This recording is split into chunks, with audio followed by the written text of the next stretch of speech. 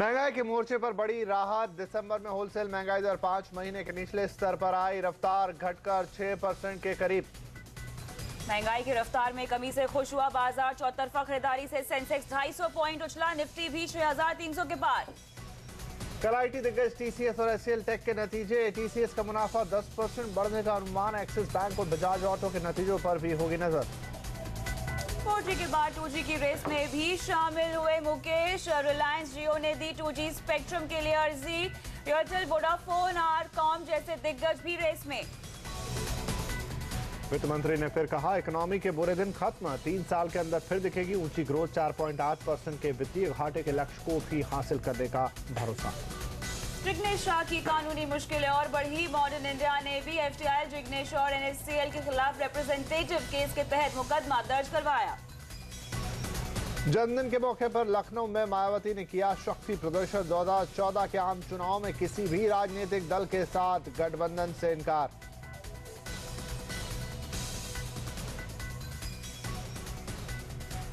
आम आदमी पार्टी में फिर बगावत। अब लोकसभा का टिकट न मिलने से विधायक विनोद बिंडी नाराज। टीना शर्मा ने कहा, पहले से ही फिक्स है टिकट। कैप्टन गोपीनाथ भी रिटेल एफडीआई पर बैन के खिलाफ। राहुल गांधी की पीएम उम्मीदवारी को लेकर कांग्रेस में दुविधा बरकरार। दिग्विजय समेत कई नेताओं की सोनिया को सलाह, चुनाव से पहले ना हो नाम का ऐलान।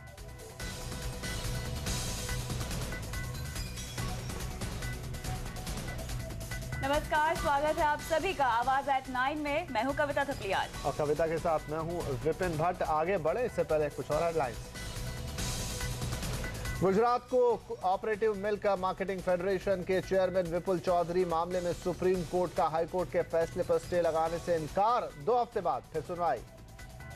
एनसीडीएक्स पर कल से शुरू होगा गोल्ड हेजिंग का नया वायदा। सीधे अंतर्राष्ट्रीय बाजार से यहां पर तय होगा भाव। एक्सचेंज का दावा, कॉस्ट 25% कम। और चर्चगेट से विरार तक एलिवेटेड रेल कॉरिडोर खटाई में पड़ने की आशंका। 20,000 करोड़ रुपए के प्रोजेक्ट में पैसा लगाने में हिचक रही है महाराष्ट्र सरकार। कहा, ट्रैफिक कम होने की आशंका। रिटेल के बाद होलसेल महंगाई दर में भी जोरदार गिरावट आई है और ये 5 महीने के निचले स्तर पर पहुंच गई है। दिसंबर में होलसेल महंगाई दर 7.5% से घटकर 6.25% के भी नीचे चली गई है, जबकि अनुमान था कि ये 7% रहेगी। महंगाई दर में इतनी तेज गिरावट खाने पीने की चीजों की वजह से आई है, जिसके दाम में हाल के दिनों में काफी कमी देखने को मिली है। दिसंबर में होलसेल खाद्य महंगाई दर 20 से घटकर 13.5% के करीब आ गई है। प्राइमरी आर्टिकल्स की महंगाई दर भी 16 से घटकर 11% नीचे आ गई है। हालांकि अक्टूबर का आंकड़ा संशोधित हुआ है। अक्टूबर की WPI महंगाई 7 से बढ़कर 7.25% हो गई है। महंगाई कम होने से सरकार भी गदगद है। आर्थिक मामलों के सचिव अरविंद मायाराम का कहना है कि महंगाई कम होना बड़ी राहत की बात है और अब सरकार का पूरा फोकस ग्रोथ को बढ़ाने पर होगा। The softening in the inflation is basically something that both the RBI and the government have been anticipating. And there is a need, obviously, now to push for growth, because we need to create a virtuous cycle where as inflation goes down, growth must go up, and for that whatever is required to be done ought to be done. जानकारों का कहना है कि खाने पीने की महंगाई दर के चलते रिटेल और थोक दोनों तरह की महंगाई दर में कमी आई है। ये राहत की खबर जरूर है, लेकिन कोर महंगाई दर के आंकड़ों पर भी नजर बनाए रखनी होगी। हालांकि कुछ लोग ये भी मानते हैं कि मार्च से दरों में कटौती शुरू हो सकती है। Largely food, largely vegetables. Remember, in the CPI number, you had vegetables declining 18% month on month. In the wholesale prices, it's declined 30%, so a massive correction there. 2 distinct components of inflation in India. One is what's happening, all the drama on the food side, vegetable prices spiking and now moderating. So that's clearly, some source of relief. But we should not take our eye off the core inflation part. It does ensure that there won't be any rate hike, and we cannot really rule out a rate cut sometime in the month of March in case these kind of trends persist for the next couple of months. Because the CPI already did give us the assurance that the WPI number would be much better than what it was last month at 7.5%. And as you had mentioned, 6.2% is just too good to be true. तो ज़्यादातर जानकारों का मानना है कि अब आगे दरें नहीं बढ़ेंगी। वैसे अब बाजार की नज़र रिजर्व बैंक पर टिकी है। 28 जनवरी को रिजर्व बैंक क्या करेगा, इस पर बात करने के लिए अब हमारे साथ है हमारे बैंकिंग एडिटर प्रदीप पंड्या। प्रदीप, महंगाई दर में नरमी आती हुई दिख रही है, क्या माना जाए अब इसके रिजर्व बैंक पर महंगाई को लेकर दबाव घटा है और आगे हम देखेंगे कि या तो रेट हाइक ना हो या फिर उनमें कमती भी होते हुए नजर आएगी? ऐसा नहीं लगता, क्योंकि अगर आप देखें तो भले ही आपको हेडलाइन इन्फ्लेशन कम होते हुए नज़र आ रही है इस वक्त, लेकिन कल हमने देखा था परसों के दिन जो रिटेल महंगाई दर आई थी वहाँ पे कोर इन्फ्लेशन बढ़ती हुई दिखाई दी थी और वही स्थिति आज भी है। तो अगर आप फूड इन्फ्लेशन को निकाल कर देखें तो दरअसल दबाव बरकरार है अपनी जगह पे। दूसरी बात ये कि पिछले कुछ दिनों में हमने महंगाई का दबाव थोड़ा कम होते हुए देखा है। उस लिहाज से हम शायद WPI में 7% के आसपास आ गए हैं और CPI में कहीं 8, 8.5, 9 के रेंज में आते हुए नजर आ रहे हैं। अब ये महंगाई दरें दोनों इस दायरे में कहीं स्टेबलाइज हो सकती हैं, स्टेबल हो सकती हैं, लेकिन क्या इसके नीचे जाते हुए बहुत आसानी से नजर आएंगी, ऐसा नहीं लगता। इसलिए रघुराम राजन यहाँ पे फिलहाल जो अगला डिसीजन लेंगे उन्हें काफ़ी सोच विचार कर लेना होगा। हाँ, इन आंकड़ों को देखकर ये तय माना जा रहा है, जैसे कि हमने अपने एक्सपर्ट्स की बात भी सुनी, कि इस महीने अब रेट हाइक नहीं होगी, लेकिन क्या आगे भी रेट हाइक नहीं होगी, इस पर अभी कोई राय बनाना मुश्किल है। शुक्रिया तमाम डिटेल्स के लिए।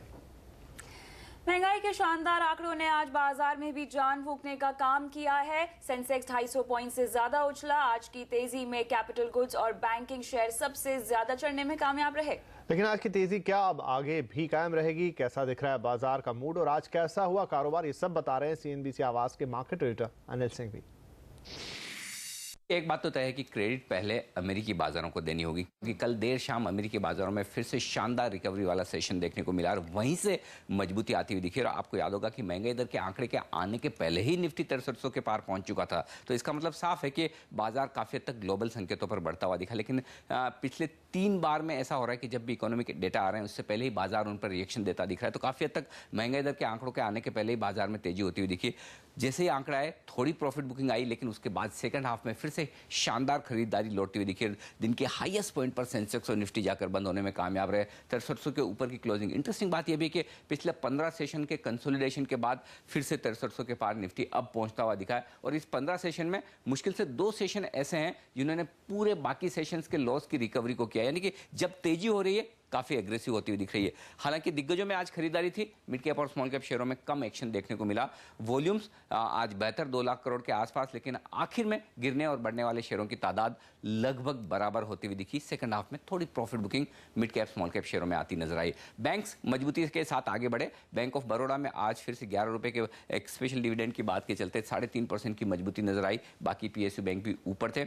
वहीं प्राइवेट सेक्टर बैंक्स में भी ICICI बैंक में अच्छी तेजी दिखी और यस बैंक आज इसके नतीजे आए और उसके बाद स्टॉक में 2% की तेजी नजर आई। इनके अलावा IDFC, HDFC जैसे फाइनेंशियल्स में भी तेजी देखने को मिली और मेटल्स जो कल कमजोर थे आज यहां पर ग्लोबल मार्केट्स की रिकवरी के साथ हिंडाल्को, सेसा जैसे शेयरों में काफी रिकवरी आती हुई नजर आई। तो ये स्टॉक्स एक्शन में थे। रियल्टी शेयरों में भी कल की गिरावट से आज उभर कर एक तेजी का माहौल देखने को मिला। निफ्टी में इन शेयरों के अलावा जहां एक्शन दिखा, NMDC में अब उम्मीद की जा रही है कि एक बड़ा डिविडेंड आता हुआ दिख सकता है। जिस तरह से कोल इंडिया में सरकार ने डिविडेंड देकर सबको सरप्राइज किया, 2% ऊपर स्टॉक बंद होने में कामयाब रहा। अल्ट्राटेक में थोड़ी तेजी थी। रेनबैक्सी, लुपिन जैसे डिफेंसिव शेयरों में आज थोड़ी सी बिकवाली देखने को मिली। जिन कंपनियों के आज नतीजे आए, बजाज फिनसर्व और बजाज फाइनेंस उनमें थे और लिबर्टी शूज ने कल देर शाम नतीजे पेश किए। आज स्टॉक पर मार पड़ती हुई दिखी।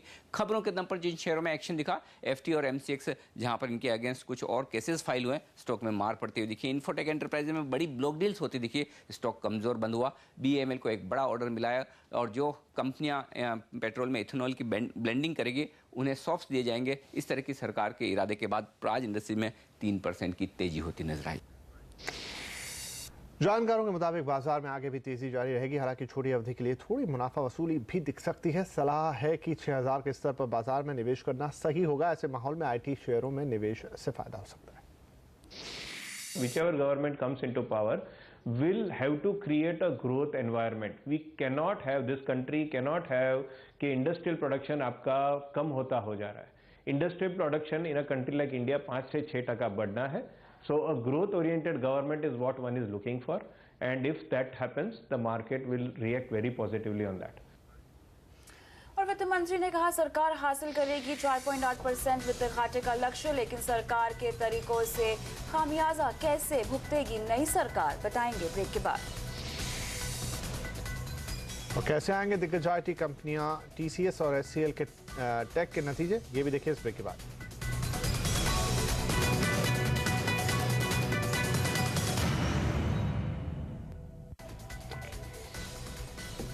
यस बैंक की तीसरी तिमाही के नतीजे बाजार के अनुमान के मुताबिक ही रहे हैं। बैंक का मुनाफा 342 करोड़ से बढ़कर 415 करोड़ रुपए हो गया है, यानी मुनाफे में 21% से भी ज्यादा की बढ़त आई है। लेकिन एसेट क्वालिटी को लेकर फिक्रें बढ़ गई हैं।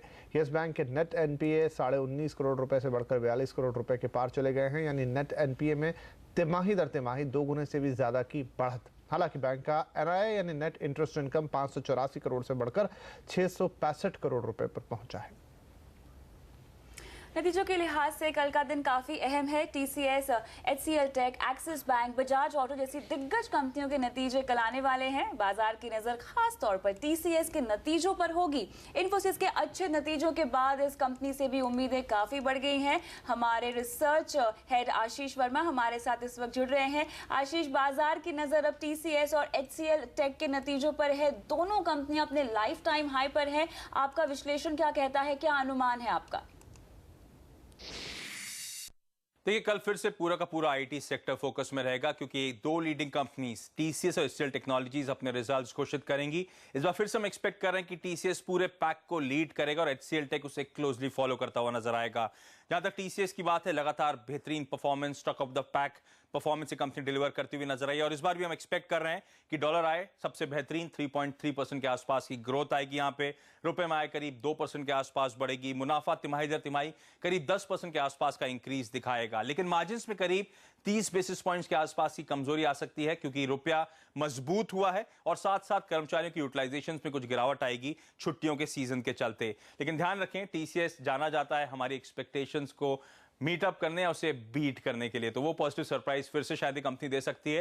लेकिन इसके साथ साथ पिछले 1 से 1.5 महीने में ऑलरेडी काउंटर 18 से 20% के जंप्स दिखा चुका है। HCL टेक्नोलॉजीज इनफैक्ट साल 2013 में तगड़े रिटर्न्स इस काउंटर ने ऑलरेडी डिलीवर करे हैं। 100% के आसपास का एप्रिसिएशन। पिछले क्वार्टर में कुछ डिसअपॉइंटमेंट था वॉल्यूम ग्रोथ के फ्रंट पे या फिर डॉलर रेवेन्यू ग्रोथ के फ्रंट पे, जहां इन्फोसिस और TCS को बिल्कुल भी बीट नहीं कर पाई थी कंपनी, तो वहां पे डिसअपॉइंटमेंट था स्ट्रीट के लिहाज से। लेकिन इस बार हम एक्सपेक्ट कर रहे हैं डॉलर आय में ग्रोथ मिड से लेकर हाई पीयर्स के मुकाबले देखने को मिलेगी। डॉलर आय करीब 3% के आसपास तिमाही दर तिमाही बढ़ेगी। मार्जिन्स लेकिन 100 बेसिस पॉइंट्स के आसपास कमजोर हो सकते हैं, क्योंकि वेज हाइक्स इस बार फैक्टर इन होंगी। लेकिन HCL टेक के केस में सबसे इंपॉर्टेंट, अब तक जो ग्रोथ आ रही है, इंक्रीमेंटल रेवेन्यूज आ रहे हैं सिर्फ एक ही पॉकेट से, इंफ्रास्ट्रक्चर मैनेजमेंट सर्विसेज। एनालिस्ट इसको लेकर कंसर्न है, इसकी सस्टेनेबिलिटी को लेकर कंसर्न है। तो HCL टेक के रिजल्ट में सबसे इंपॉर्टेंट होगा किस हद तक ब्रॉड बेस्ड कंपनी परफॉर्म कर पाती है इस बार। और इस वक्त हमारे साथ एक बड़ी खबर आती हुई फिएट मामले में सुप्रीम कोर्ट के फैसले पर वित्त मंत्रालय ने सफाई जारी की है। वित्त मंत्रालय ने साफ किया है कि किन किन आधार पर एक्साइज ड्यूटी का आकलन किया जाएगा। इस खबर पर और जानकारी के लिए हमारे साथ जुड़ रहे हैं दिल्ली से हमारे ब्यूरो चीफ लक्ष्मण रॉय। लक्ष्मण, वित्त मंत्रालय ने एक्साइज ड्यूटी पर क्या सफाई जारी की है और इसकी क्या अहमियत है? देखिए, इसकी काफी अहमियत है, खास तौर से जो ऑटो कंपनियां हैं या फिर जो भी दूसरी मैन्युफैक्चरिंग यूनिट है जहां पे एक्साइज ड्यूटी चुकानी होती है, उनके लिए काफी अहम है ये सफाई। क्योंकि फिएट का एक मामला सुप्रीम कोर्ट में गया था और सुप्रीम कोर्ट से वहां ये फैसला आया था। दरअसल मामला ऐसा होता है कि कोई भी कंपनी अगर कोई प्रोडक्ट बेचती है, एक्साइज ड्यूटी किस पे लगाया जाए? प्रोडक्ट के कॉस्ट पे, लागत पे एक्साइज ड्यूटी लगाई जाए, या फिर जिस कीमत पे प्रोडक्ट बेचती है उस पे एक्साइज ड्यूटी लगाई जाए। कई बार कंपनियां काफी कम कीमत पे, लागत से भी कम कीमत पे प्रोडक्ट बेचती है। सवाल ये उठता था कि क्या वहां पे भी आपको एक्साइज ड्यूटी किस पे लगेगी? इस पर सुप्रीम कोर्ट का फैसला आया था कि अगर कोई कंपनी जानबूझकर अपने प्रोडक्ट का दाम घटा देती है और उसको बेचती है, तो वहां पे एक्साइज ड्यूटी बेचे जाने वाली कीमत पे नहीं लगेगी, बल्कि जो कि लागत होगा प्रोडक्ट का उस पे एक्साइज ड्यूटी लगेगी। इसी सुप्रीम कोर्ट के फैसले के बाद आज वित्त मंत्रालय ने सफाई जारी की है और साफ कहा है कि इसमें 2 मामले हैं कि हर मामले में ऐसा नहीं कि एक्साइज ड्यूटी आपके कॉस्ट पे लगेगी। अगर कोई कंपनी जानबूझ के कीमतें घटाती है, तब जाके वहां पे एक्साइज ड्यूटी आपकी कॉस्ट ऑफ प्रोडक्शन पे लगेगी। अगर आप मजबूरी में घटाते हैं दाम, तब आपको जो सेल प्राइस है उस पे एक्साइज ड्यूटी देनी पड़ेगी। मजबूरी के भी 3 शर्तें जोड़ी गई हैं। पहली शर्त ये कि आप जो भी सामान बेच रहे हैं, अगर वो सामान इस वजह से बेच रहे हैं क्योंकि आप उस कारोबार से अपना कारोबार शिफ्ट कर रहे हैं या फिर अपने उस धंधे को बंद कर रहे हैं, तब ऐसी सूरत में आपको सामान बेचना मजबूरी है, तब आप अगर वो सामान बेचते हैं तो सेल प्राइस पे एक्साइज ड्यूटी देनी पड़ेगी। दूसरी चीज, उस सामान को एक तय समय सीमा के भीतर बेचना जरूरी था लेकिन आप नहीं बेच पाए, सामान खराब होने का खतरा है, तब फिर आप सेल प्राइस पे एक्साइज ड्यूटी चुकाएंगे। ये कुछ शर्तें दी हैं वित्त मंत्रालय ने अपने सफाई में। अब इसके बाद एक जो दिक्कत आ रही थी तमाम कंपनियों की तरफ से कि कई बार एक्साइज कमिश्नर इस बात के लिए उन्हें केस करते थे, उस बात की डिमांड करते थे कि आप जानबूझ के कीमतें घटा दी हैं, आप एक्साइज ड्यूटी ज्यादा चुकाइए, एक्साइज ड्यूटी की चोरी कर रहे हैं। तो लगातार कंपनियों की तरफ से शिकायतें आई थी वित्त मंत्रालय की तरफ से। उनकी जो चिंताएं थी वो चिंताएं दूर की गई हैं। अब साफ हो गया कि एक्साइज ड्यूटी किस आधार पर कैलकुलेट की जाएंगी। जी लक्ष्मण, लेकिन जो हम देखते हैं कि सेल्स लगती हैं, ऑफ सीजन सेल होते हैं, कई तरह के डिस्काउंट मिलते हैं, ऐसे में क्या कंसीडर किया जाएगा, पूरी कीमत या फिर जो डिस्काउंटेड कीमत है वो, क्योंकि ये बताकर किया जा रहा है?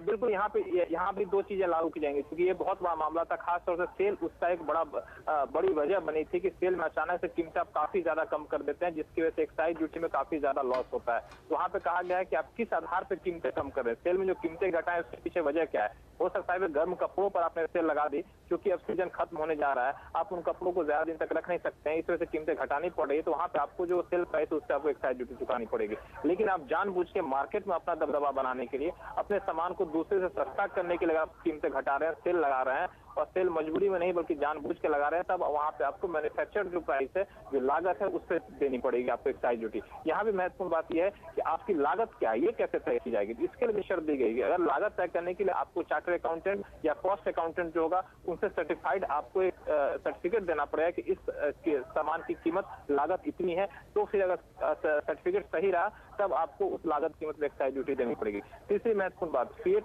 का जो मामला था सुप्रीम कोर्ट का, उसको एक तरह से बेंचमार्क माना गया है कि उसके आधार पर ही एक्साइज कमिश्नर जो है तय करेंगे कि आप जानबूझ से कीमतें घटा रहे हैं या फिर आपको मजबूरी में कीमतें घटा रहे हैं।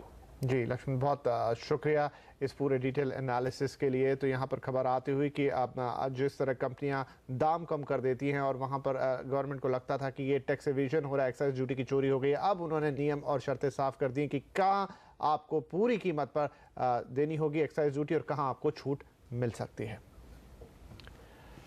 और फिलहाल वक्त है ब्रेक का। ब्रेक के बाद आपको बताएंगे 2G स्पेक्ट्रम की नीलामी के लिए सरकार है पूरी तरह से तैयार। नीलामी में रिलायंस जियो की एंट्री ने सबको किया सरप्राइज। और क्या होगा इसका असर, बात करेंगे एयरटेल के पूर्व CEO संजय कपूर से इस ब्रेक के बाद।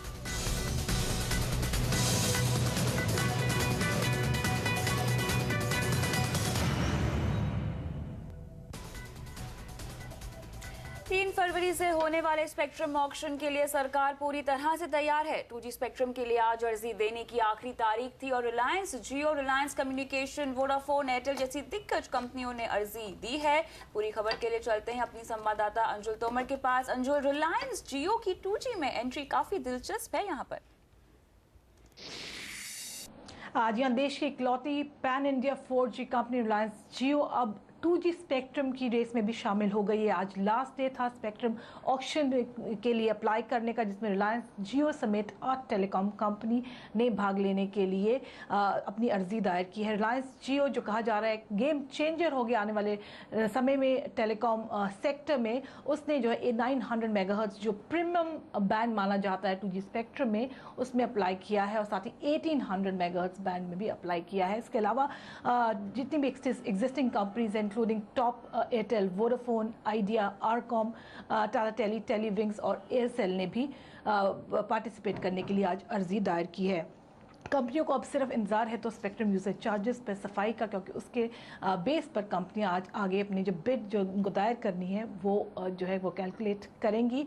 लेकिन रिलायंस जियो की एंट्री माना जा रहा है कि बहुत कड़ा मुकाबला होगा आने वाले स्पेक्ट्रम ऑक्शन में। इसके लिए ये सरकार के लिए भी अच्छी खबर है, क्योंकि सरकार को जिस उम्मीद है कि मिनिमम 11,000 करोड़ रुपीज़ वो जुटा पाएगी, शायद वो अब पूरी होती दिख रही है। टोटल जो है सरकार को उम्मीद है 40,000 करोड़ रुपीज़ इस साल ऑक्शन से होगा। लास्ट 2 ऑक्शन में बहुत लूपम रिस्पॉन्स रहा है। लास्ट यानी मार्च 2013 में जो स्पेक्ट्रम की ऑक्शन हुई थी उसमें GSM टेलीकॉम कंपनीज ने ऊंचे प्राइस के चलते पार्टिसिपेट नहीं किया था। अब ये प्राइस नीचे लाया गया है और अब देखना यह है किस तरीके से टेलीकॉम कंपनियां आगे चल के बिड करती हैं। रिलायंस जियो के आने से ये जो बिड है काफ़ी फियर्स होगी। 900 मेगाहर्ट्ज बैंड में पर्टिकुलरली दिल्ली, मुंबई और कोलकाता में ही स्पेक्ट्रम जो है वो ब्लॉक पर है और इसमें जो है काफ़ी ऊंची बिड जाने की उम्मीद है। 1800 मेगाहर्ट्ज बैंड जिसमें 403 3 मेगाहर्ट्ज जो है वो नीलामी पे है, वो 22 सर्कल्स में नीलामी होगी इस स्पेक्ट्रम की। तो कई बड़ी कंपनियां हैं यहाँ पर रेस में, देखना होगा कौन इसमें कितना स्पेक्ट्रम लेके जाता है। इधर टेलीकॉम सचिव ने कहा है कि तय वक्त पर ही ऑक्शंस किए जाएंगे और उन्हें उम्मीद है कि इस बार स्पेक्ट्रम नीलामी में जोरदार रिस्पॉन्स मिलेगा। The auction is on. The timetable which we have indicated very much continues as it is. What kind of response are you? Very good. A very good response. Excellent. And do you think you'll be able to achieve the budgeted target? able to get the target? Yeah, sure. We will exceed that. Yeah. और spectrum नीलामी पर ही बात करने के लिए हमारे साथ जुड़ रहे हैं एयरटेल भारती के पूर्व सीईओ संजय कपूर। आपका स्वागत है कपूर साहब। सबसे पहला सवाल, रिलायंस जियो की 2G में एंट्री को आप कैसे देखते हैं? 4G के बाद 2G में आने के पीछे आखिर ये क्या स्ट्रैटेजी हो सकती है कंपनी की? देखिए, जियो ऑक्शन में आज नहीं आया है। वो जब उन्होंने 4G का LTE का स्पेक्ट्रम एक्वायर करा था कुछ साल पहले, तभी उन्होंने निर्णय लिया था इस क्षेत्र में आने का। और हम सब जानते हैं कि टेलीकॉम बहुत स्पेक्ट्रम हंग्री इंडस्ट्री है और यहाँ स्पेक्ट्रम की हमेशा ज़रूरत रहेगी। अगर आप स्ट्रैटेजी के लिहाज से देखें तो दो चॉइसेस इस ऑक्शन में उनके पास अवेलेबल होंगी। एक तो 900 मेगाहर्ट्ज़ का स्पेक्ट्रम है जिसमें वो 3G कर सकते हैं, और दूसरा 1800 मेगाहर्ट्ज़ का स्पेक्ट्रम है जो 2.3 गीगाहर्ट्ज़ से बेटर स्पेक्ट्रम है, जिस पे वो LTE FDD कर सकते हैं। इसका मतलब अपने 4G के स्पेक्ट्रम को फर्दर एनहेंस कर सकते हैं। सो देखना है कि दोनों में से कौन सा स्पेक्ट्रम वो बिड करेंगे। मेरा अपना मानना है कि प्रॉब्ली उनके लिए ज़्यादा बेनिफिशियल रहेगा अगर वो 1800 मेगाहर्ट्ज़ के स्पेक्ट्रम के लिए बिड करते हैं, क्योंकि वो पहले ही पैन इंडिया 4G ऑपरेटर हैं और ये उनके स्पेक्ट्रम टोटल स्पेक्ट्रम को फर्दर एनहेंस करेगा। और क्योंकि FDD और LTE दो अलग अलग टेक्नोलॉजियाँ आज हैं, पर कल ये सारी मर्ज हो जाएंगी और जितने चिपसेट्स अब आने वाले हैं, हैंडसेट्स आने वाले हैं, वो दोनों टेक्नोलॉजीज़ को फीड करेंगे। इसलिए आई थिंक मे बी उनके लिए ये बेनिफिशियल है, लेकिन ये मेरा ज़ाती कमेंट है। संजय, किस तरीके से देखेंगे, क्योंकि मुकेश पूरी तरह से टेलीकॉम सेक्टर में उतरने की तैयारी में दिख रहे हैं, तो उनके उतरने के बाद कंपटीशन क्या लगता है आपको, ज़्यादा हो जाएगा? देखिए, कंपटीशन तो टेलीकॉम में ऑलरेडी बहुत ज़्यादा है और हम जानते हैं कि इंडिया जैसा हाइपर कंपेटिटिव मार्केट दुनिया में शायद आज कोई भी मुल्क नहीं है और यहाँ ऑलरेडी बहुत कंपटीशन है। तो कंपटीशन की कोई कमी नहीं है। हम जानते हैं कि 1800 मेगाहर्ट्ज़ का स्पेक्ट्रम अवेलेबल है और इस दफ़ा काफ़ी तादाद में उसकी ऑक्शन है। तो मेरे लिहाज से उसमें थोड़ा हीट कम रहेगा, और 900 मेगाहर्ट्ज़ क्योंकि बहुत मायने रखता है एग्जिस्टिंग ऑपरेटर्स के लिए, क्योंकि उनकी एग्जिस्टिंग कस्टमर्स उस स्पेक्ट्रम को यूज़ करते हैं, इसलिए वो सरेंडर नहीं कर सकते, उसे जाने नहीं दे सकते, तो वो भी एग्रेसिवली बिड करेंगे। और नए ऑपरेटर्स जो 900 मेगाहर्ट्ज़ में आना चाहेंगे वो उसमें 2G के बजाय 3G करना चाहेंगे, और 900 का 3G 2.1 गीगाहर्ट्ज़ के 3G से ज़्यादा बेटर रहेगा कंज्यूमर एक्सपीरियंस के लिहाज से। तो इसलिए 900 का स्पेक्ट्रम क्योंकि लिमिटेड है और लिमिटेड एरियाज में है, प्रॉब्ली उसमें थोड़ी हीट ज़्यादा हो सकती है। जी बिल्कुल, लेकिन संजय जी, कंज्यूमर के लिए जितना ज़्यादा कंपटीशन होगा उतना उनके लिए अच्छा है, दरें कम होंगी, लेकिन कंज्यूमर के लिहाज से कैसे देखते हैं रिलायंस जियो की इस एंट्री को आप? देखिए, मेरा मानना यह है कि कॉल रेट्स इस कंट्री में ऑलरेडी बहुत लो हैं और दुनिया में सबसे लो रेट्स में गिने जाते हैं। हम इस इंडस्ट्री के रिजल्ट्स भी देख रहे हैं पिछले कुछ सालों से। ऐसा नहीं है कि इंडस्ट्री मुनाफा कमा रही है, डेट भी इंडस्ट्री पे बहुत ज़्यादा है। तो मेरे हिसाब से दरें इससे ज़्यादा गिरनी कोई इंडस्ट्री के लिए बेनिफिशियल नहीं हो सकती, तो इसलिए हमेशा ये बैलेंस बनाना बहुत ज़रूरी रहेगा कि हम ऐसी प्राइसिंग इस कंट्री में रखें जिसके बेसिस पे ऑपरेटर्स प्रॉफिटेबल हों और वापस इस इंडस्ट्री में इन्वेस्ट कर सकें। अगर आप दुनिया का कोई भी मुल्क देखें, चाहे आप यूनाइटेड स्टेट्स देखें जहां वायरलेस डेटा बहुत प्रॉस्पर किया है, चाहे जापान देखें, चाहे कोरिया देखें, वहाँ सब जगह दरें हैं, अच्छे प्रॉफिट्स हैं। इसीलिए आप देखते हैं कोई मुल्क 3-5 बिलियन वापस इन्वेस्ट करता है हर साल, कोई मुल्क 10, 12, 15 बिलियन वापस इन्वेस्ट करता है इस इंडस्ट्री में। ये इंडस्ट्री बहुत इन्वेस्टमेंट हंग्री है, टेक्नोलॉजी जल्दी जल्दी चेंज होती है और कंज्यूमर एक्सपीरियंस को प्रोटेक्ट करने के लिए इसमें वापस इन्वेस्टमेंट करना बहुत ज़रूरी है। ये इन्वेस्टमेंट्स तब तक नहीं हो सकती जब तक दरें अच्छे लेवल पे ना हो और जब तक ऑपरेटर्स प्रॉफिटेबल ना हो। सो आई थिंक ये बैलेंस बनाना बहुत ज़रूरी है। दरें से ज़्यादा गिराना किसी के हक में नहीं हो सकता लॉन्ग रन में। जी संजय जी, बहुत शुक्रिया हमसे बातचीत करने के लिए। और यहाँ पर वक्त हो गया एक और ब्रेक का। ब्रेक के बाद बात होगी प्रोडक्शन ना करने वाले कोल ब्लॉक की जानकारी देने के लिए सरकार ने अब सुप्रीम कोर्ट से वक्त मांगा है। क्या है इसका मतलब, समझाएंगे आपको बुलेटिन में आगे। तो सोने के कारोबारियों, ज्वेलर्स को सोने में जोखिम कम करने का मौका कैसे होगा ये मुमकिन, बताएंगे आपको इस ब्रेक के बाद।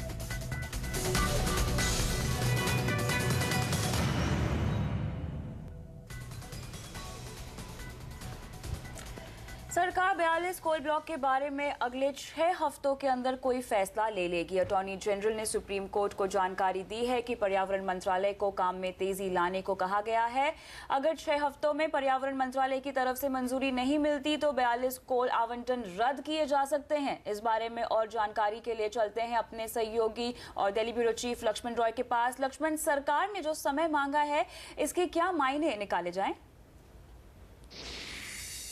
देखिए, सुप्रीम कोर्ट में सरकार की ओर से इस एफिडेविट के बाद 2 बातें साफ हो गई हैं। पहली बात तो ये कि उन 42 कोल ब्लॉक जिनको सरकार की तरफ से मंजूरी मिलने में सालों लग गए थे, अब हो सकता है कि उनमें से कई कोल ब्लॉक को महज चंद हफ्तों में ही मंजूरी मिल जाए, क्योंकि सरकार ने सुप्रीम कोर्ट से कहा है कि अभी 6 हफ्ते का आप हमें वक्त दीजिए, हम इन 42 कोल ब्लॉक में जिनको पर्यावरण संबंधी मंजूरी मिलना बाकी है उनको मंजूरी देने की कोशिश करेंगे और पर्यावरण मंत्रालय से कहेंगे कि वो इन कोल ब्लॉक को जल्द से जल्द मंजूरी दे दे। अगर इन कोल ब्लॉक को मंजूरी देने में नाकाम रहते हैं तो उसके बाद इस कोल ब्लॉक को डी एलोकेट करने की प्रक्रिया शुरू कर दी जाएगी। इसका मतलब ये हुआ कि जिन कंपनियों को ये कोल ब्लॉक दिए गए थे, अगर उन्हें 6 हफ्ते के भीतर पर्यावरण मंत्रालय से मंजूरी नहीं मिल पाती किसी कारणवश, तो फिर सरकार इनमें से जिनको मंजूरी नहीं मिलेगी उनके कोल ब्लॉक कंपनियों से वापस लेने शुरू कर देंगे। ये जो 42 कोल ब्लॉक हैं, इनमें से कई कोल ब्लॉक हैं, करीब 32 कोल ब्लॉक ऐसे हैं जिनको पर्यावरण मंत्रालय की तरफ से पहले चरण की मंजूरी मिल चुकी है। बाकी कोल ब्लॉक को दूसरे चरण की मंजूरी मिलनी बाकी है। और इसको इस तरह से भी देखा जा सकता है कि उन कंपनियों के लिए जिनके कोल ब्लॉक फंसे हुए थे उनके लिए तत्काल थोड़ी सी राहत जरूर मिल गई है। उनके कोल ब्लॉक डीएलोकेट होने का जो खतरा था वो फिलहाल टल गया है। लेकिन अगर 6 हफ्ते में इनको मंजूरी नहीं मिलती है तो इनके कोल ब्लॉक डीएलोकेट कर दिए जाएंगे। इसी वजह से खासतौर से JSPL, JSW, SR Power, Bhushan Steel, Monnet Ispat, UltraTech, Hindalco और टाटा पावर जैसी कंपनियां इसमें शामिल हैं, जिनकी चिंताएं फिलहाल बढ़ी हुई थी, लेकिन अभी थोड़ी सी सुकून कह सकते उन्हें मिल रही है। लेकिन 6 हफ्ते बाद देखना होगा कि इनके जो कोल ब्लॉक है वो क्या मंजूरी मिल पाती है या फिर इन्हें डीएलोकेशन की प्रक्रिया शुरू होती है। जी बिल्कुल नजर आएगी। धन्यवाद फिलहाल के लिए। इधर एग्री कमोडिटीज में वायदा कारोबार करने वाला देश का सबसे बड़ा कमोडिटी एक्सचेंज NCDEX अब नॉन एग्री कमोडिटीज में अपना पोर्टफोलियो बढ़ाने की जोर शोर से कोशिश में लग गया है। एक्सचेंज कल से सोने में हेजिंग का नया वायदा शुरू करने जा रहा है। NCDEX का दावा है कि 16 जनवरी से शुरू होने वाला ये गोल्ड हेज वायदा सीधे तौर पर अंतर्राष्ट्रीय बाजार से लिंक्ड होगा, यानी इसकी कीमतों पर अंतर्राष्ट्रीय बाजार का असर ज्यादा रहेगा। मार्केट में एक नई नीड क्रिएट हुई है। एक RBI का एक नया डायरेक्शन आया हुआ है जो एक गवर्नमेंट में और मिनिस्ट्री ऑफ फाइनेंस में करंट अकाउंट डेफिसिट का एक कंसर्न है। उसके कारण एक नई नीड पैदा हुई है। हम लोग उस नई नीड के साथ चलना चाह रहे हैं और उसके हिसाब से एक नई प्राइसिंग की ज़रूरत है, एक नए रेफरेंस रेट की ज़रूरत है, एक नया कल्चर आना ज़रूरी है कि किस हिसाब से इन्वेस्टर गोल्ड को यूज़ करे। तो उस बेसिस पे हम लोगों को लगा कि एक अपॉर्चुनिटी है कि मार्केट को एक अच्छी तरह से सेटिस्फाई करे, सर्व करे। और हम लोगों की अपेक्षा है कि ये कॉन्ट्रैक्ट चलेगा और एक मार्केट की एक यूनिक नीड जो है उसको सेटिस्फाई करेगा।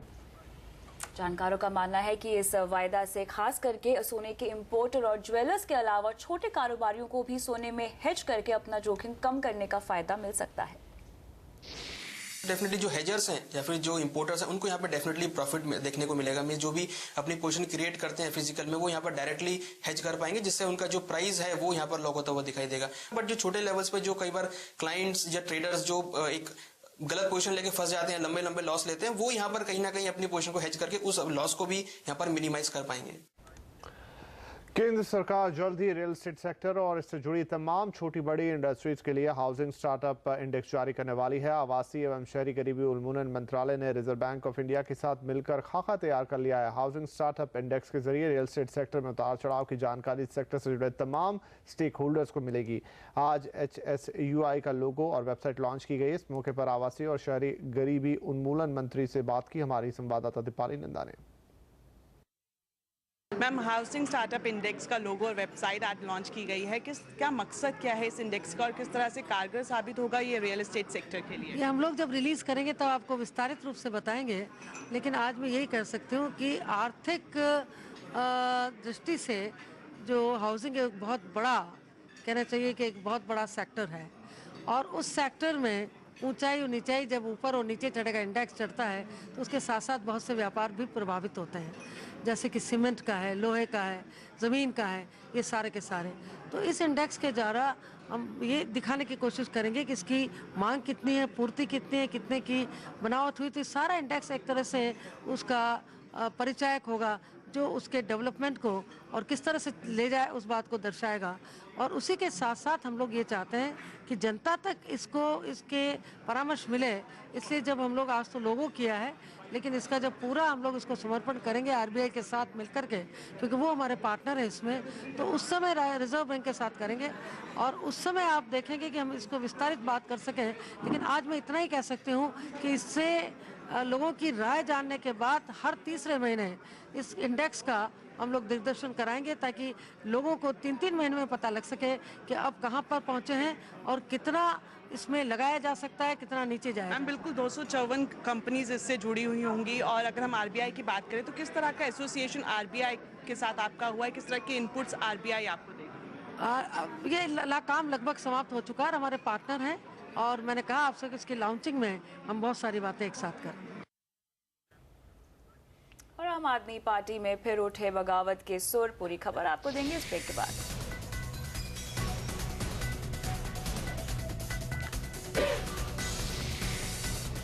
मोदी ने फिर किया मनमोहन सरकार पर हमला, क्या कहा मोदी ने, देखिए इस ब्रेक के बाद।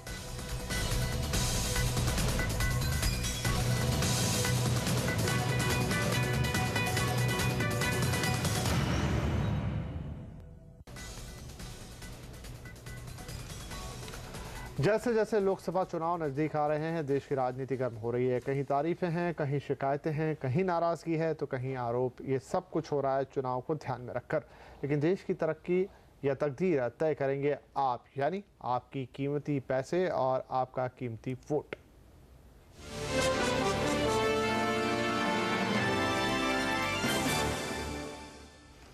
आम आदमी पार्टी के लिए आज बुरी खबरों का दिन था। पार्टी के अंदर से ही एक के बाद एक बगावत सामने आ रही है। लोकसभा चुनाव से पहले बगावत और विरोध में केजरीवाल सरकार का फंसना अच्छा संकेत नहीं है। दिल्ली की शानदार कामयाबी के बाद वाहवाही बटोर रही आम आदमी पार्टी का सत्ता में आने के बाद से विवादों से वास्ता बढ़ता जा रहा है। मौजूदा विवाद की वजह बन रहे हैं लक्ष्मीनगर से आप के विधायक विनोद कुमार बिन्नी।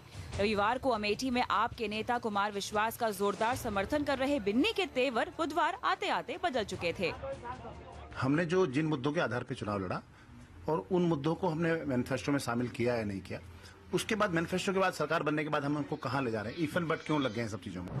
दिल्ली सरकार में मंत्री ना बनाए जाने पर भी बिन्नी अपनी नाराजगी पहले ही बता चुके हैं। उन्होंने पार्टी के बड़े राज का पर्दाफाश करने की धमकी दी थी, वो फिर से इसे दोहरा रहे हैं। लेकिन इस बार मुख्यमंत्री केजरीवाल झुकने को तैयार नहीं है। पहले वो मंत्री पद के लिए आए थे मेरे पास, हमने मना कर दिया। उसके बाद फिर वो बोले कि मैं लोकसभा का चुनाव लड़ूंगा। मेरे घर पे आए वो लोकसभा के टिकट मांगने के लिए। तो पार्टी ने अब निर्णय लिया कि भाई जो भी सिटिंग MLA हैं उनको MP के लिए टिकट नहीं देंगे। बिन्नी के बागी अंदाज से पहले आपकी ही सदस्य मल्लिका साराभाई कुमार विश्वास को लेकर सवाल उठा चुकी हैं। विश्वास पर आरोप है कि उनका झुकाव बीजेपी की तरफ रहा है। आपकी परेशानी यहीं खत्म नहीं होती। बीजेपी से आप में आई टीना शर्मा ने भी पार्टी के खिलाफ मोर्चा खोल दिया।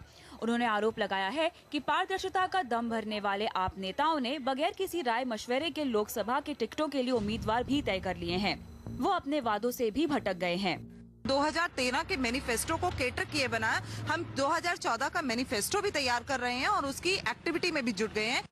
केजरीवाल इन प्रकरणों को पार्टी में होने वाली आम दिक्कत बताकर टाल भी सकते हैं, लेकिन खतरा ये है कि बगावत और मतभेद लोकसभा चुनाव आते आते आपको लोगों की नजर में दूसरी पार्टियों जैसा ही ना बना डाले। रूपश्री नंदा, दिल्ली। इधर रिटेल में एफडीआई को बैन करने के केजरीवाल के फैसले का विरोध अब उनकी पार्टी के अंदर ही होने लगा है। आप में हाल में ही शामिल हुए कैप्टन गोपीनाथ ने कहा है कि इससे विदेशी निवेशकों में गलत संकेत जाएगा। The way it is being done, the nature of the reactions, the sudden what do you call the knee-jerk, if you want to call it that, which is unsettling and agitating a lot of people, because the manner in which it has been done now, where investments have already come in Delhi, it will send a wrong signal to investors.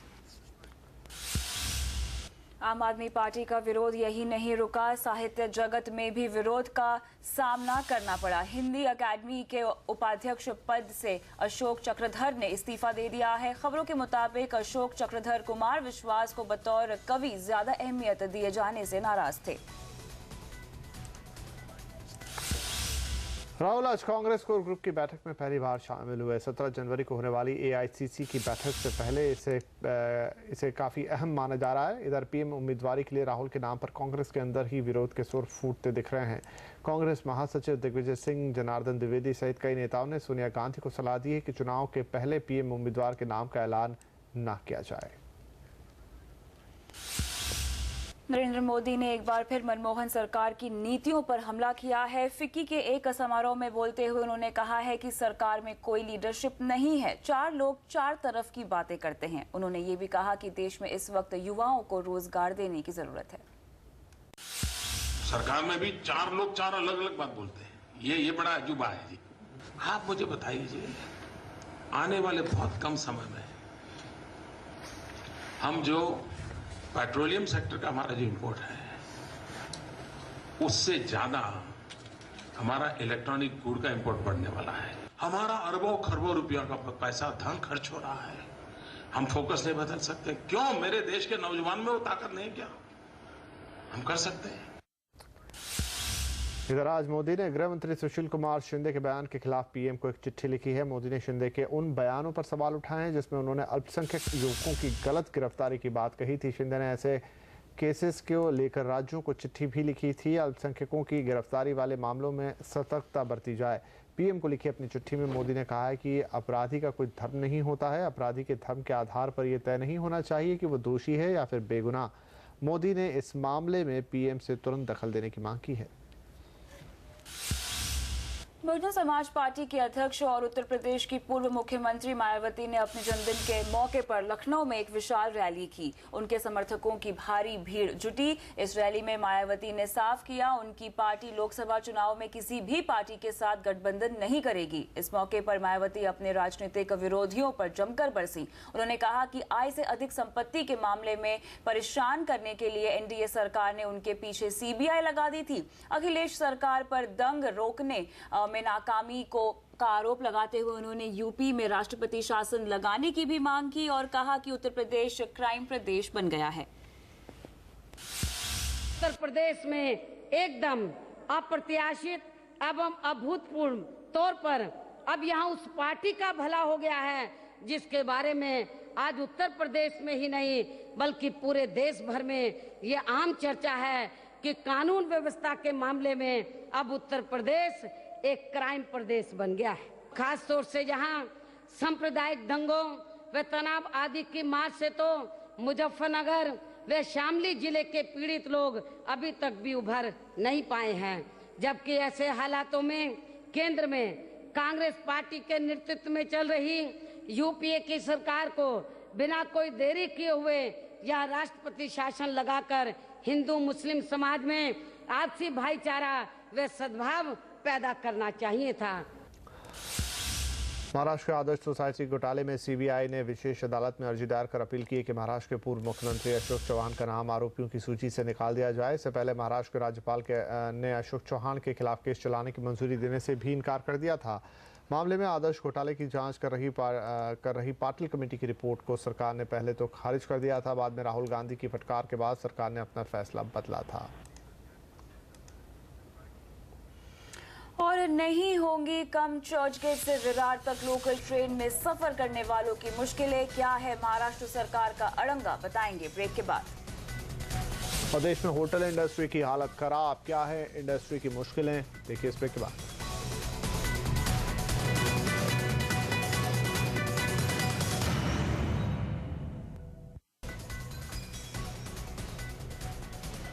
शनिवार को Gujarat cooperative milk marketing federation के chairman विपुल चौधरी के खिलाफ Gujarat high court ने अविश्वास प्रस्ताव को लागू करने की मंजूरी दे दी, लेकिन विपुल ने हार नहीं मानी। उन्होंने हाई कोर्ट के फैसले को सुप्रीम कोर्ट में चुनौती दी। इस मामले पर सुप्रीम कोर्ट ने 2 हफ्ते बाद फिर सुनवाई करने का फरमान सुनाया है, यानी विपुल के लिए उम्मीद की किरण अभी बाकी है। राहत की बात यह भी है कि अगली सुनवाई तक फेडरेशन कोई नया चेयरमैन नियुक्त नहीं कर सकता। वित्त मंत्री ने एक बार फिर दोहराया है कि वो 4.8% के वित्तीय घाटे के लक्ष्य को हासिल कर लेंगे। हालांकि इसका खामियाजा अगले कारोबारी साल में नई सरकार को भुगतना पड़ सकता है, क्योंकि वित्तीय घाटे के लक्ष्य को पूरा करने के लिए सरकार कई खर्च अगले साल पर टाल रही है। साथ ही एडवांस टैक्स भी जरूरत से ज्यादा जमा हो रहा है। तमाम नाकामियों के बावजूद सरकार को भरोसा है कि वित्तीय घाटे के मोर्चे पर उसे राहत मिलेगी। विनिवेश की कोशिश अभी तक सफल नहीं हो पाई है और टैक्स की वसूली पिछले साल के मुकाबले अभी भी कम है। इसे जानकर आर्थिक मोर्चे पर चिंता की वजह मान रहे हैं, लेकिन वित्त मंत्री ने इन चिंताओं को खारिज करते हुए फिर से दावा किया है कि फिस्कल डेफिसिट 4.8% से ज्यादा किसी भी कीमत पर नहीं होगा। On more than one occasion, I've reiterated our unflinching commitment to contain the fiscal deficit to 4.8% of GDP in the current year, and I do so again today. We will then reduce it by 0.6% every year until we reach the target of 3% in 2016-17. वित्त मंत्री अपने इस दावे को भले ही हकीकत में बदल दें, लेकिन इसका खामियाजा नई सरकार को भुगतना पड़ सकता है, क्योंकि इस बार कंपनियां पिछले साल के मुकाबले ज्यादा एडवांस टैक्स दे रही हैं। समझा जा रहा है कि वित्त मंत्रालय की तरफ से कंपनियों पर ज्यादा एडवांस टैक्स चुकाने का दबाव है। यही वजह है कि 31 दिसंबर को खत्म हुई तिमाही में एडवांस टैक्स में पिछले साल के 7% के मुकाबले 8.8% की बढ़ोतरी हुई। चौथी तिमाही में भी एडवांस टैक्स में 2.5 लाख करोड़ से ज्यादा की रकम आने की संभावना है, जबकि वाजिब टैक्स के मुकाबले अगर एडवांस टैक्स ज्यादा हुआ तो अगले कारोबारी साल में इसे लौटाना पड़ेगा। साथ ही 0.25% हर महीने ब्याज भी देना होगा। इतना ही नहीं, सरकारी कंपनियों को चालू कारोबारी साल में ही डिविडेंड देने के लिए कहा गया है, जबकि आमतौर पर कंपनियां मौजूदा साल के नतीजों के आधार पर अगले कारोबारी साल में डिविडेंड का ऐलान करती हैं। यही नहीं, इन कंपनियों पर ज्यादा से ज्यादा डिविडेंड देने का दबाव बनाया जा रहा है। इसके अलावा पेट्रोलियम और फर्टिलाइजर कंपनियों की सब्सिडी जो तीसरी और चौथी तिमाही में ही देनी थी, उसे अगले कारोबारी साल के लिए टाला जा रहा है। साथ ही इस साल मंत्रालयों को मिलने वाली अतिरिक्त फंड का भुगतान अगले साल किया जाएगा। यानी इस साल सरकार हर हाल में वित्तीय घाटे को काबू में करने की कोशिश कर रही है, लेकिन इससे अगले साल अर्थव्यवस्था की तस्वीर पहले से ही धुंधली हो जाएगी। लक्ष्मण रॉय, दिल्ली। यूपीए सरकार की महत्वाकांक्षी मुंबई एलिवेटेड रेल कॉरिडोर योजना खटाई में पड़ती हुई दिखाई दे रही है। अगले 10 दिन में इस कॉरिडोर के लिए दोबारा यहां पर की जा रही ट्रैफिक स्टडी भी पूरी हो जाएगी, लेकिन इसके बावजूद राज्य सरकार 20,000 करोड़ रुपए की इस परियोजना पर हम देख सकते हैं आगे कदम बढ़ाने के लिए तैयार नहीं दिखाई दे रही है। मनमोहन सरकार ने 1 लाख करोड़ रुपए के जिन प्रोजेक्ट्स को फास्ट ट्रैक करने का फैसला लिया था, उनमें से एक मुंबई एलिवेटेड रेल कॉरिडोर दम तोड़ता दिख रहा है। चर्चगेट से विरार तक 20,000 करोड़ रुपए की लागत से तैयार होने वाली 60 किलोमीटर लंबे इस कॉरिडोर को अवार्ड करने के लिए खुद प्रधानमंत्री कार्यालय ने जनवरी की समय सीमा तय की थी, लेकिन अब रेलवे को डर है कि महाराष्ट्र सरकार के अड़ियल रुख के चलते इस प्रोजेक्ट को हमेशा के लिए ठंडे बस्ते में डाला जा सकता है। महाराष्ट्र में खुद कांग्रेस की सरकार है, लेकिन उसे अब केंद्र सरकार की इस परियोजना पर भरोसा नहीं रहा। रेलवे चाहती है कि प्राइवेट भागीदारी में बनने वाले इस प्रोजेक्ट के लिए सभी जरूरी शर्तें जल्द पूरी की जाएं, लेकिन रेलवे की कई मांगों को राज्य सरकार अब भी मानने के लिए तैयार नहीं है। महाराष्ट्र सरकार मानती है कि कोलाबा, बांद्रा और सीब्स के बीच बनने वाली मेट्रो की तीसरी लाइन के चलते कॉरिडोर पर ट्रैफिक घट जाएगा। राज्य सरकार के कहने पर प्रधानमंत्री ने नए सिरे से ट्रैफिक प्रोजेक्शन कराने का फैसला लिया। अगले 10 दिन में रेलवे की नई रिपोर्ट भी तैयार हो जाएगी। सूत्रों का कहना है कि नए आकलन के मुताबिक भी प्रोजेक्ट फायदेमंद है, लेकिन कॉरिडोर के लिए फ्लोर स्पेस इंडेक्स यानी एफएसआई बढ़ाने, स्टेट सपोर्ट एग्रीमेंट यानी एसएसए में कंसेशनियर को पार्टी बनाने, तय समय सीमा में काम नहीं पूरा करने पर कंसेशनियर को हर्जाना देने और प्रोजेक्ट को फायदेमंद बनाने के लिए कोई नया लोकल टैक्स नहीं लगाने जैसे मामले पर राज्य सरकार अब तक तैयार नहीं है। Reliance infra, Gammon India, L&T और जीएमआर जैसी कंपनियों ने इस प्रोजेक्ट के लिए रुझान भी दिखाया, लेकिन रेलवे के सूत्रों के मुताबिक बिना राज्य सरकार के राजी हुए उसके लिए कॉरिडोर पर आगे कदम बढ़ाना संभव नहीं है। अतुल मिश्रा, दिल्ली। और आवाज एट 9 में आज के लिए बस इतना ही। दीजिए इजाजत। नमस्कार।